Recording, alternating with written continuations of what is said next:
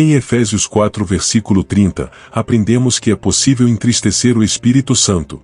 Devemos ter cuidado para não causar tristeza a ele por meio de nossas ações.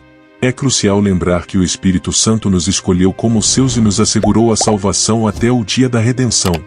Embora não seja humano, o Espírito Santo é uma pessoa com mente, vontade e emoções. Se o Espírito Santo se entristece com nossa desobediência, também se alegra com nossa obediência. Ele é sensível aos nossos atos e omissões, e nossas ações podem profundamente afetar seus sentimentos. Portanto, é possível entristecer o Espírito Santo, partindo seu coração com o que fazemos ou deixamos de fazer. Essa preocupação é motivo de oração em que, se houver algum medo em nós, seja o medo de entristecer o Espírito Santo, não o medo das opiniões dos homens.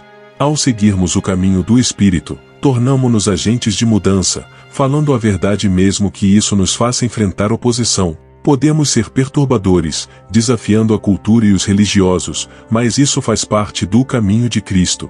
Ao abraçarmos o caminho de Cristo, também abraçamos a cruz, o que pode resultar em perseguição por permanecermos na verdade, andarmos em seu poder e amarmos a Deus. Devemos esperar oposição ao declarar o Evangelho, mas não devemos temer, pois estamos seguros nas mãos de Deus. É importante estar vigilante na batalha espiritual, reconhecendo os ataques do inimigo, mas sem cair na paranoia. Não devemos temer os demônios, pois o Espírito Santo é mais poderoso do que qualquer espírito maligno. Não devemos temer as opiniões dos homens, calúnias ou a rejeição da cultura. O único temor que devemos ter é entristecer o precioso Espírito Santo, motivados pelo amor que é a essência da vida do crente. Devemos caminhar em santidade, conscientes de que nossas ações afetam como ele se sente. Esse temor não é motivado pela punição, mas pelo amor que nos impulsiona à santidade. Em alguns momentos da minha vida, reconheço que houve ocasiões em que, seja por palavras, ações ou omissões, entristeci profundamente o precioso Espírito Santo. Nessas situações, pude perceber uma mudança na atmosfera ao meu redor, uma perda da beleza de sua presença e da glória que antes repousava em minha vida. A alegria, a paz, a união e a comunhão perfeita pareciam desaparecer, como se a atmosfera estivesse agitada, e meu coração sentia o peso, conforme expresso pelo salmista no Salmo 32:4, quando escreveu sobre a mão de Deus pesando sobre ele dia e noite. A dor que o Espírito Santo sente é algo que não desejo experimentar novamente. Meu único temor é entristecê-lo, pois sua presença é preciosa e vital para mim. Existem diversas maneiras pelas quais podemos entristecer o Espírito Santo, e vou mencionar 5 delas. Primeiramente, pecamos por comissão ao realizar ações que sabemos serem contrárias à palavra de Deus, violando sua santidade e as instruções que recebemos do Espírito Santo. Essas ações que conscientemente sabemos ser erradas partem o coração dele. Em segundo lugar, entristecemos o Espírito Santo quando negligenciamos fazer o que ele nos pede. Ele conhece o que é bom, e não obedecer é considerado pecado pela Bíblia. Devemos estar atentos para não interpretar cada pensamento como uma instrução do Espírito Santo, evitando cair em padrões obsessivo-compulsivos religiosos. Além disso, podemos entristecer o Espírito Santo ao recusar seguir suas instruções, seja para ajudar um ministério específico, testemunhar para alguém, responder a um chamado para um determinado ministério ou simplesmente ao se dedicar à oração e leitura da palavra.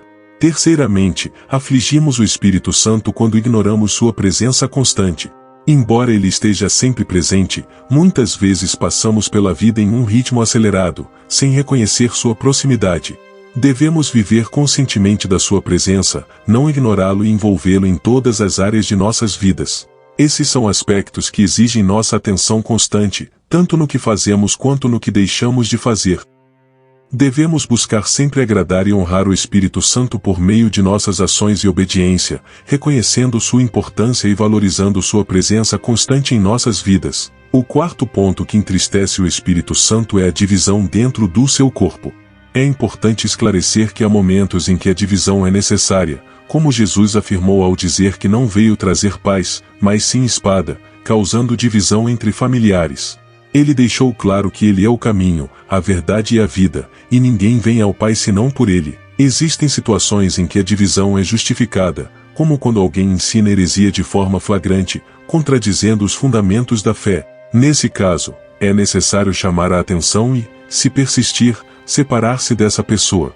Da mesma forma, se um crente continua em pecado sexual sem buscar arrependimento, a Escritura nos orienta a não ter comunhão com essa pessoa.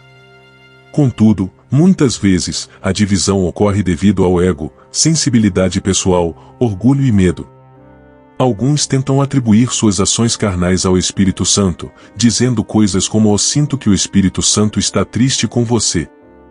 Durante discussões, as pessoas frequentemente espiritualizam suas ações carnais, acusando um ao outro de ter um espírito maligno. Isso não é maturidade, e nossa unidade só pode ser alcançada na medida de nossa maturidade. A divisão causada pelo ego e orgulho entristece o Espírito Santo, que ama o Espírito Santo em mim e em você. Devemos buscar a unidade em amor e maturidade, evitando divisões desnecessárias. Guardar amargura e se separar por motivos não fundamentados na Bíblia entristece o Espírito Santo. Além disso, a falta de fé é a quinta coisa que entristece o Espírito Santo. Quando vivemos com medo e falta de fé, estamos essencialmente dizendo a Ele que não confiamos verdadeiramente nele. Isso causa dor ao Espírito Santo, pois questionamos seu histórico e confiamos mais em nossas habilidades do que nas dele. Devemos buscar a unidade, deixando de lado amarguras e divisões não fundamentadas na Palavra de Deus.